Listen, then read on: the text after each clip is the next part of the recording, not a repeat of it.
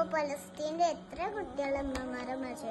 India അത്ര വയസ്സുള്ള കുട്ടികളാണ് ബിൽഡിങ്ങിന് താഴത്ത് കിടക്കുന്നത്. അപ്പൊ നമുക്ക് പലസ്തീനെ പറ്റിയിട്ട് പറഞ്ഞാലോ? ഓക്കെ, നമുക്ക് നേരെ വീഡിയോക്ക് പോവാം. അപ്പൊ തുടങ്ങിയാലോ? നമ്മൾ പലസ്തീനിൽ കുറെ ഇസ്രായേൽ പോകുമ്പോഴുണ്ടല്ലോ, അത് നമുക്ക് സഹിക്കൂല. അതുകൊണ്ട് നമുക്ക് പലസ്തീനിൽ കുറെ ഇതാക്കണം. പലസ്തീനത്തെ കുറെ സബ്സ്ക്രൈബേഴ്സ് വേണം. അങ്ങനെ പലസ്തീൻ എല്ലാവരും സഹിക്കണം. അപ്പൊ നമ്മൾ ഇന്ന് നല്ല ഇഷ്ടമാണ് പലസ്തീനൊക്കെ ഇങ്ങനെയെന്ന് ആർക്കും മനസ്സിലായത് 5 കൊല്ലം കഴിഞ്ഞിട്ട് എനിക്കിൻ്റെ ഒരു താത്ത ഉണ്ടായിരുന്നു.